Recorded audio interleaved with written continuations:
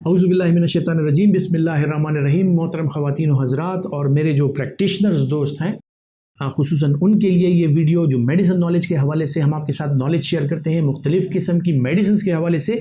तो उम्मीद करता हूँ कि ये आपके लिए इंतहाई फ़ायदेमंद साबित होगी। आज मैं आपके साथ जो ड्रग डिस्कस करने लगा हूँ वो अमाइनोग्लाइकोसाइड ग्रुप की एक ड्रग है जिसे एमेकेसिन कहा जाता है और जो मुख्तलिफ ट्रेड नेम्स के साथ बाज़ार में भी अवेलेबल है, मार्केट में अवेलेबल है और ये जो है तो तकरीबन हर जगह पे यूज़ होती है और बड़ा कॉमनली यूज़ होती है। सो इसमें जो मैकेनिज्म ऑफ एक्शन है, जिस तरह के आप जानते हैं कि अमाइनोग्लाइकोसाइड्स का मैकेनिज्म ऑफ एक्शन जो है वो बैक्टीरियोस्टैटिक इनका फंक्शन होता है और ये टारगेट करती हैं जो बैक्टीरिया का स्ट्रक्चरल प्रोटीन्स होती हैं, जो मैसेंजर आरएनए होता है उनको टारगेट करता है और जो स्ट्रक्चरल प्रोटीन्स की ग्रोथ है उसको रिटार्ड कर देती है, उसको रोक देती है और इसी वजह से ये वल्नरेबल हो जाती है ये बैक्टीरिया कि वो टूट फूट का शिकार हो और वो ख़त्म हो जाए। और इसी तरह अगर इसके साथ कम्बिनेशन में किसी बैक्टीरियासाइडल दवाई को इस्तेमाल किया जाए तो ये इन्फेक्शंस जो हैं ये इफ़ेक्टिवली ख़त्म हो जाते हैं और आपकी दवाई जो है इंतहाई मौसर साबित होती है। ज़्यादातर जो अमाइनोग्लाइकोसाइड्स हैं, जिस तरह के आपको पता है कि वो टारगेट करती हैं जो ग्राम नेगेटिव बैक्टीरिया हैं उनको। सो इसी तरह एमेकेसिन भी जो है वो उन बैक्टीरिया को टारगेट करता है जो ग्राम नेगेटिव होती हैं और ग्राम नेगेटिव बैक्टीरिया के लिए इंतहाई मुफीद एक दवाई है जिसे आप अलोन या इन कम्बिनेशन विद बैक्टीरियासाइडल एंटीबायोटिक आप इस्तेमाल कर सकते हैं। इसको किन इन्फेक्शंस में इस्तेमाल किया जाता है? सो ज़्यादातर वो इन्फेक्शंस ख़वातीन और हज़रात जो ग्राम नेगेटिव बैक्टीरिया के हवाले से हों, जो कि पेट और उससे रिलेटेड हों, जो कि इंटेस्टाइन्स और जीआई उससे रिलेटेड हों, सिस्टम से रिलेटेड हों, सो उसमें इसका इस्तेमाल ज़्यादा किया जा सकता है। जिस तरह के इसका इस्तेमाल जो है तो टाइफॉइड फीवर में किया जा सकता है, पेरिटोनाइटिस में किया जा सकता है या मुख्तलिफ किस्म के और जो एब्डोमिनल ऑर्गन्स हैं उनके जो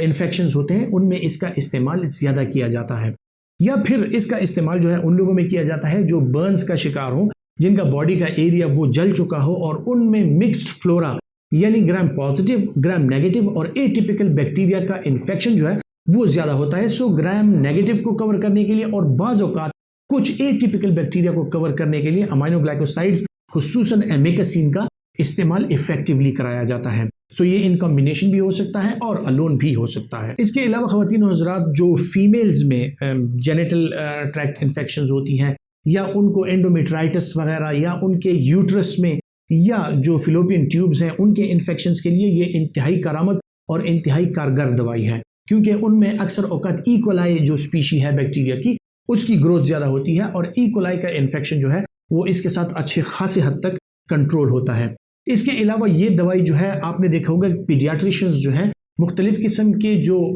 न्यूनेट्स होते हैं, बच्चे होते हैं, उनमें चेस्ट इन्फेक्शंस और उसमें खुसूसन एटिपिकल और ग्राम नेगेटिव की कवरेज के लिए इसका इस्तेमाल इन कम्बिनेशन या अलोन कराते हैं। सो इसका इस्तेमाल पीडियाट्रिक एज ग्रुप में भी बहुत ज़्यादा और बहुत इफ़ेक्टिव है। सो ये हर एक एज ग्रुप में इसका इस्तेमाल कराया जा सकता है और जहाँ पे आपको शुबा गुजरता है कि ग्राम नेगेटिव बैक्टीरिया खुसूसन इकोलाई बैक्टीरिया इन्वॉल्व हो सकते हैं, वहाँ पे इसका इस्तेमाल काफ़ी इफेक्टिव है। एमेकेसिन का इस्तेमाल जो है वो मुख्तलिफ किस्म के जो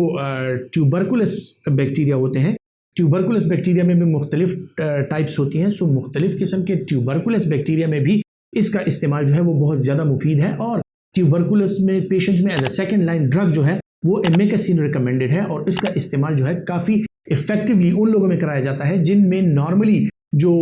एंटी ट्यूबरकुलस ड्रग्स की जो फर्स्ट लाइन ड्रग्स हैं अगर उनमें रेजिस्टेंस हो तो as a second line drug जो है एमेकेसिन का इस्तेमाल वो कराया जा सकता है। इसके अलावा मेनिंजाइटिस में, इसके अलावा जो कान के इन्फेक्शंस होते हैं या सॉफ्ट टिश्यू इन्फेक्शंस बाज़ औक़ात होते हैं उनमें भी एमेकेसिन का इस्तेमाल जो है वो बड़ा इफेक्टिवली कराया जाता है और उसका इस्तेमाल जो है काफ़ी हद तक जो है वो पेशेंट को क्योर कर देता है और इन्फेक्शन को ख़त्म कर देता है। सो ये एक इंतहाई इफेक्टिव एंटीबायोटिक है।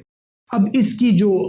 प्रिपरेशंस हैं वो आपको पता है कि 50 milligram injectable, 100 milligram injectable, 500 milligram injectable, उसमें ये वॉइल्स अवेलेबल हैं और इनका इस्तेमाल कराया जाता है। सो वो मुख्तलिफ़ किस्म की आपकी एज को, आपकी BMI को और जो आपका इन्फेक्शन है उसको मद्देनज़र रखते हुए आपकी डोज कैलकुलेट की जाती है और जो डिज़ायर्ड डोज है वो आपके पेशेंट्स को दी जा सकती है। अगर साइड इफ़ेक्ट्स के हवाले से मैं बात करूं तो इसके साइड इफ़ेक्ट्स जो हैं वो ख़वातीन हज़रात मुख्तलिफ़ किस्म के हैं। जिस तरह के अमाइनोग्लाइकोसाइड्स आपको पता है कि वो ऑटोटॉक्सिसिटी रखते हैं, यानी इनमें जेंटामाइसिन और जिस तरह से पहले भी एमिकेसिन से जो और इससे पहले ड्रग्स यूज होते थे टोब्रामाइसिन वगैरह, वो सारी चीज़ें जो हैं वो तकरीबन ऑटोटॉक्सिसिटी रखती हैं और आपके कान का जो सिस्टम है उसको मुतासिर कर सकती हैं, यानी आपकी समात को मुतासिर कर सकती हैं, या आपका जो वेस्टिबुलर और कॉक्लियर अपरेटस है उसको वो मुतासिर कर सकती हैं। सो बच्चों में और खुसूसन जो 60 साल से ज़्यादा उम्र के लोग हैं उनमें अगर इसका इस्तेमाल कराया जाए तो इस बात को यकीनी बनाया जाए कि उनमें ऑटोटॉक्सिसिटी के लिए उनकी बार बार टेस्टिंग की जाए और उनको देखा जाए कि वो उनको एक कान को तो मुतासिर नहीं कर रहा। इसके अलावा ख़वातीन हज़रात इसकी जो साइड इफ़ेक्ट्स हैं उसमें पेट से रिलेटेड साइड इफ़ेक्ट्स हो सकती हैं। इसमें पेट में क्रैम्प्स आना या पेट का एतदाल के साथ ना होना, डायरिया वगैरह होना, वॉमिटिंग का होना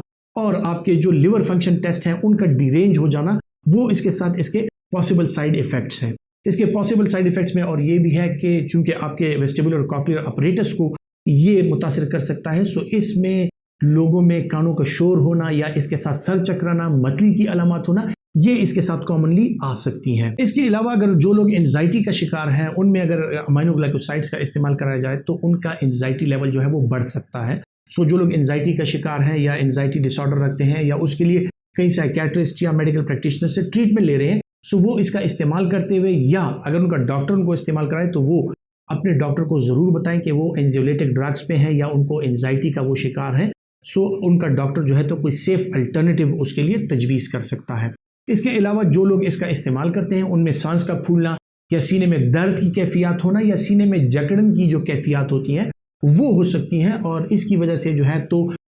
उनमें एक एंजाइटी लेवल भी बढ़ जाता है और ये जो उसका साइड इफ़ेक्ट है यानी चेस्ट टाइटनेस और चेस्ट पेन वगैरह, ये जो है तो मुख्तलिफ़ किस्म की सिचुएशंस को जन्म दे सकता है जिसमें डॉक्टर भी फिर कन्फ्यूजन का शिकार हो जाते हैं, मरीज़ भी कन्फ्यूजन का शिकार हो जाते हैं। भले कि इन पेशेंट्स की अगर ECG वगैरह कराएं तो वो नॉर्मल साबित होती है, लेकिन फिर भी जिन लोगों को चेस्ट प्रॉब्लम्स हैं और जिन लोगों को कार्डियक प्रॉब्लम्स हैं उनमें इसका इस्तेमाल कराते हुए डॉक्टर को भी यकीनी तौर पे अपने आप को महफूज रखना है। और इसका इस्तेमाल स्टार्ट करने से पहले जो डॉक्टर को और प्रैक्टिशनर्स को 2-3 चीज़ों को मद्देनज़र रखना है, वो ये है कि आपका पेशेंट जो है वो क्रॉनिक किडनी डिजीज़ का शिकार ना हो,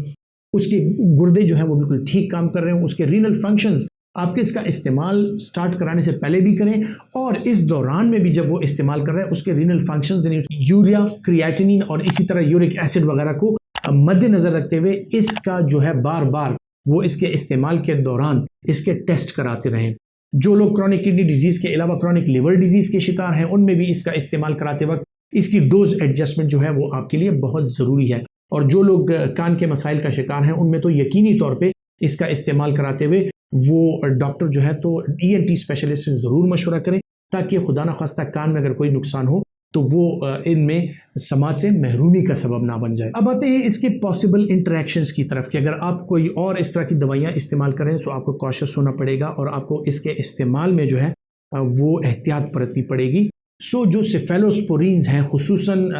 जो फर्स्ट जनरेशन, सेकंड जनरेशन, खुसूसन जो सिफ्राडीन वगैरह है वेलोसिफ के नाम से अवेलेबल है, इस तरह और मुख्तलिफ किस्म के नामों से अवेलेबल है। सो अगर उसका इस्तेमाल कोई बंदा कर रहा है सो उसमें कॉशियस होना पड़ेगा क्योंकि ये ड्रग्स की इसकी सेफेलोस्पोरीन्स खुसूसन जो फर्स्ट जनरेशन और सेकंड जनरेशन है उसके साथ इसकी पॉसिबल इंटरेक्शन हो सकती है। सो इसकी टॉक्सिसिटी जो है वो बढ़ सकती है। जो लोग क्रॉनिक हेपेटाइटिस बी या किसी और वायरल इन्फेक्शन के लिए टेनोफोविर या सोफॉस्बोविर या इस तरह के जो एंटीवायरल्स का इस्तेमाल करें या HIV एड्स के जो पेशेंट्स हैं जो एंटीवायरल थेरेपी पे हैं उनमें इसका इस्तेमाल कराते हुए डॉक्टर को यकीनी तौर पे 2 दफ़ा सोचना है कि इसके जो पॉसिबल साइड इफ़ेक्ट्स हैं इसके भी और जो एंटीवायरल्स हैं उसके भी पॉसिबल साइड इफ़ेक्ट वो बढ़ सकते हैं क्योंकि इनका आपस में इंटरेक्शन हो सकता है। सो जो लोग टेनोफोविर वगैरह या इस तरह की और एंटीवायरल ड्रग्स यूज़ कर रहे हैं उनमें इसका इस्तेमाल जो है वो डॉक्टर के मशवरे के साथ, एहतियात के साथ और इनिशियल स्क्रीनिंग के बाद कराना चाहिए। वैनकोमाइसिन एक और ऐसी ड्रग है कि जो अगर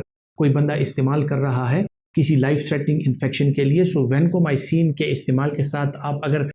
इसका इस्तेमाल एमिकेसिन का इस्तेमाल कराते हैं तो आपको इनिशियल तौर पे आपके पेशेंट के liver function test, renal function test और जो पल्मोनरी फंक्शन टेस्ट हैं वो सारे करा लेने चाहिए क्योंकि ये जो है इंटरेक्शन में आकर इन सिस्टम्स पे असरअंदाज हो सकता है। खुसूसन जो कार्डियक पेशेंट्स हैं उनकी ECG बहुत ज़रूरी है और इस ड्रग के इस्तेमाल के दौरान उनकी कार्डियक मॉनिटरिंग बहुत ज़्यादा ज़रूरी है। सो ये कोई ऐसी ड्रग्स नहीं है जिसको आप तजवीज़ करें और घर पे लोग ये इंजेक्शन लगाते रहें। सो ये एक सेफ सेटअप में डॉक्टर की हिदायत के मुताबिक और डॉक्टर की सुपरविजन में अगर ये दवाइयों का इस्तेमाल कराया जाए तो ये सेफ हो सकती हैं। अदरवाइज इनके जो पॉसिबल साइड इफेक्ट्स हैं जो लाइफ थ्रेटनिंग हो सकती हैं, और खुसूसन उन लोगों में जो कार्डियक फेलियर के लिए या हाइपरटेंशन के लिए लूप डायरेटिक्स का इस्तेमाल करते हैं या उनकी ब्लड प्रेशर की दवाई में कम्बिनेशन में डायरेटिक्स का इस्तेमाल है, सो वो भी अपने डॉक्टर को आगाह करें कि मैं डायरेटिक्स का इस्तेमाल कर रहा हूँ, ताकि आपका डॉक्टर जब एमेकेसिन तजवीज़ करे तो उसके जहन में ये बात हो कि वो पॉसिबल जो इसके इंटरेक्शंस हैं उससे आपको बचा सके। ये ख़वातीन और हज़रात ग्रेसिल के नाम से, MEK के नाम से और इसी तरह और मुख्तलिफ किस्म के नामों से जो है तो मार्केट में अवेलेबल है इंजेक्टेबल फॉर्म्स में। डोजेज मैंने आपको बता दी और इसके जो नुकसानात हो सकते हैं लोगों में वो उससे मैंने आपको आगाह कर दिया, और इसकी जो इंडिकेशंस हैं उससे मैंने आपको आगाह कर दिया, और ये आपको बताता चलूँ कि ये प्रेगनेंसी और लैक्टेशन में ये ड्रग सेफ नहीं है। सो प्रेगनेंसी और लैक्टेशन में इसका इस्तेमाल हरगिज़ नहीं कराना चाहिए। सो जो गायनकोलॉजिस्ट मुख्तलिफ किस्म की गायनकोलॉजिकल इन्फेक्शंस के लिए अपने पेशेंट्स का इलाज करती हैं, उनको ये ज़रूर जानना चाहिए कि उनकी पेशेंट हमल के दौरान ना हो और उनकी पेशेंट जो है वो कोई दूध पिलाने वाली खातून ना हो। सो इस बात का ज़रूर ख्याल रखिए। उम्मीद करता हूँ कि इन बातों पर अमल करके आप एक अच्छी प्रैक्टिस करेंगे और जो पेशेंट्स हैं उनको अच्छी मालूमात फराम होती रहेंगी, और ये मालूमात जो है आप यकीनन अपने दोस्तों के साथ और फैमिली के साथ शेयर करना पसंद करेंगे। अपना बहुत सा ख्याल रखिएगा। अल्लाह हाफिज़।